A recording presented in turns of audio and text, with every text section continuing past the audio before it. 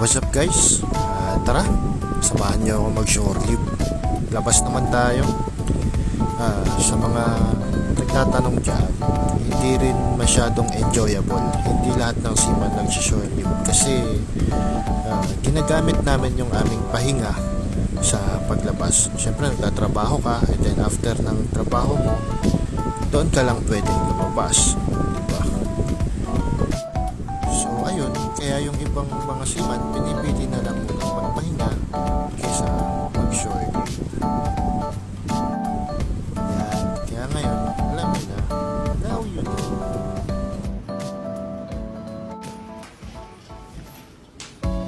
Nakalabas din sa wakas. Patingin. Mahirap kasi sa atin yung labas natin, yun din yung yun din yung pahinga eh. Kaya syempre magdadalawang isip ka, lalabas ka pa o magpapahinga ka na lang.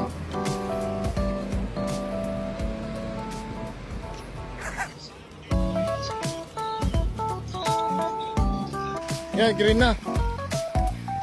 Yan, pag green na, tatawid na tayo. Sa Europe tayo, yan. Pagka ayun na, meron na, pwede na. Susunod tayo sa batas. Pero mas masarap nga makulong dito. Mas masarap nga makulong dito, Brad eh. Oo, puta ko pa. Payag ako makulong dito, Brad eh. Sa atin di pwede. Mawawa tayo doon. Pwede na sana, libre na sana tumawid oh. Kaya lang, wala kang tawiran dyan eh. Dito yung tawiran oh, punta. Tapos, walang sasakyan oh. Pwede na sana tumawid. Yan, ganyan, pipindot na ito. Beep! Yan na, green na kaagad. Ganun kabilis, part. Oh, hindi pa nakakapindot, nag-green na agad. Cafe bar.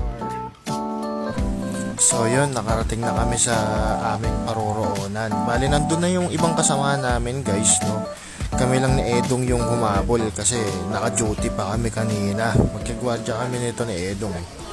So, pinuntahan namin sila and then namili muna kami grocery, ganyan, mga snack. Daming birthday! Thank you. Baka kuhanan niya ng sukli, Part. Part, akin na. So dito naman, since hindi kami ganun kagaling o hindi pa talaga kami marunong gumamit na itong slot machine. So nagpaturo na kami, patulong kami kay Ate Witness. Paano gamitin para hindi naman kami makasira, diba? At syempre dahil dyan, nagpa-picture na rin ako. Diba? Ayos no?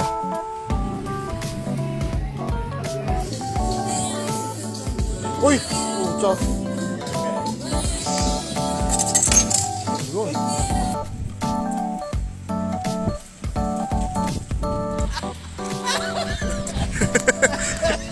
Ano kaya yan? Naka-garbage bag. Ito naman yung walking trip namin nung pauwi na kami.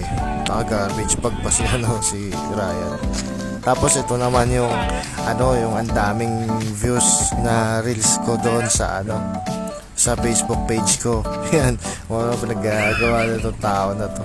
Pero masaya talaga kasama itong tao na to eh.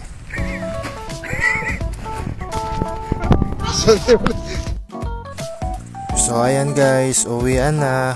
Medyo pahinga ng ilang oras tapos duty na ulit. Bye bye.